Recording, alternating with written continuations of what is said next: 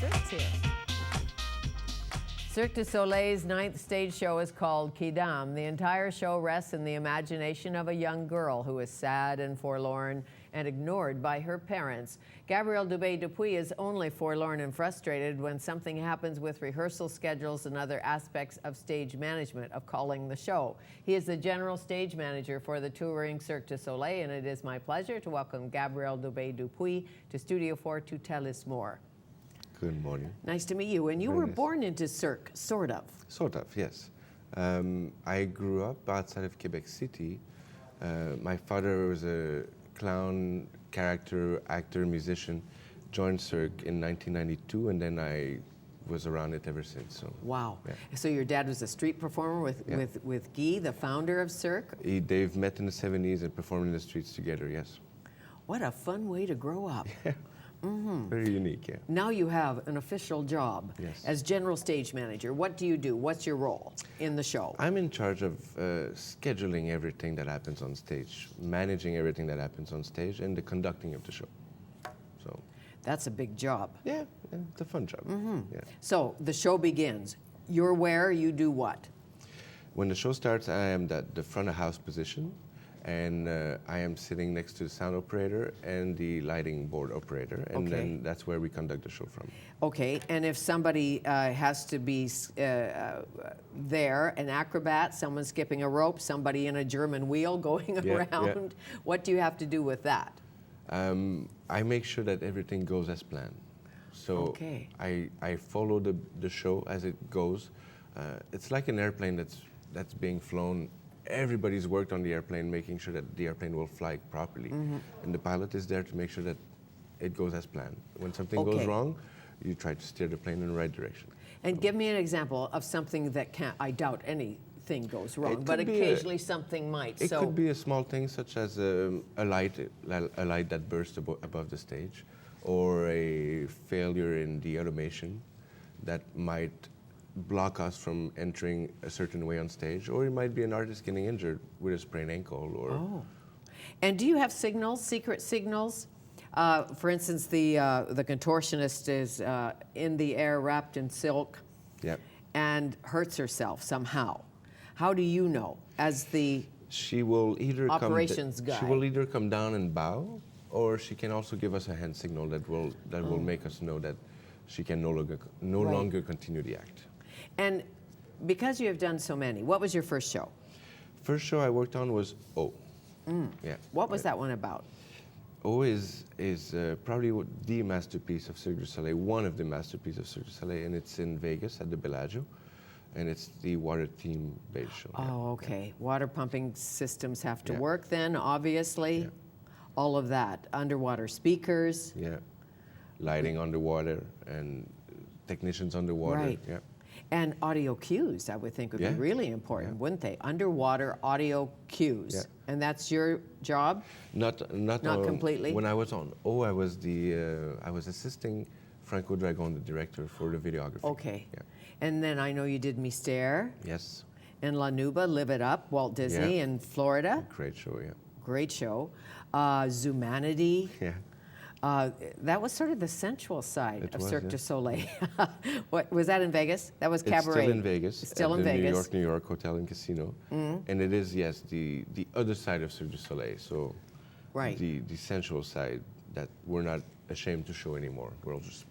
It's a cabaret. Yeah. Wow, great. Yeah, and MGM Grand has Caw. Tell me about going from. Do you work on the tented shows too?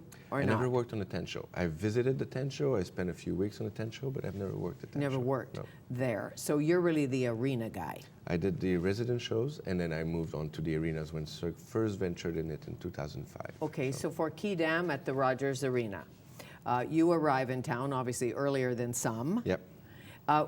What are you doing there? It's a hockey rink. It's a hockey rink. So we'll be setting up on Monday. And that's going to take about 8 hours to do the full setup of the stage.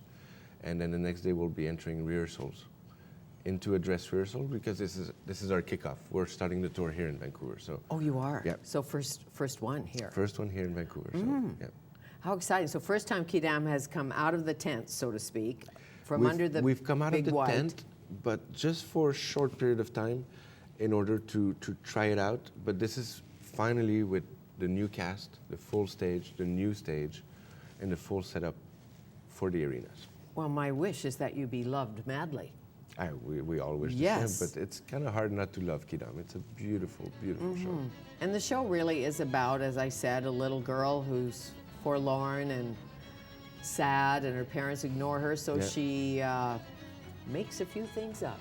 She does, and Is that Zoe? that is Zoe, the main character, Yes. singer, and you travel through her imagination as the show unfolds, led by different characters that will follow her around and lead her through different worlds. And it's probably one of Cirque's most theatrical performance on that stage, and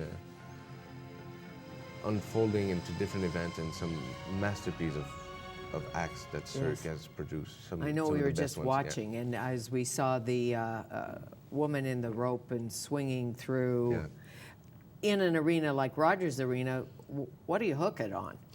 Everything is hung from the grid of the arena. So we hang all of our motors there, which are then attached to our stage, and we have a steel structure that goes above the stage that's part of the set called the téléphérique, and that's what we use as a way to bring in all of the acts and bring in pieces of scenery and stuff. After that, that's anchored down into the arena. So every different arena, we have to find different anchor point and make sure that we have the same solidity and movement that we require to do the show from one So city how to many another. rehearsals will you have with the actual cast or the crew, the dancers, before the night? For Vancouver, we actually have one dress rehearsal that we'll perform for ourselves. Typically, we don't have any. We just rehearse it during the day, all of the acrobatics act, and then we'll go into makeup, costumes, and showtime. So if a dresser is slow, I assume you have dressers backstage. Yep. If somebody's slow, you figure it out then, not the night of. Not the night of, yeah. So when you're rehearsing without the skin-tight costumes, do they wear their sweats? They do. They'll wear sweatpants and just t-shirt, plain training clothes for them to be comfortable and perform what they need to do. Oh, great. And what about, it's global, as you know, so well, because there's the Argentine clown and the drummer from Australia and all of that. So you speak to them in English, in what language? English is the working language of Cirque du Soleil. Okay. Regardless that there's about 23 different nations represented in Quidam, and that it's a French-Canadian company. Right.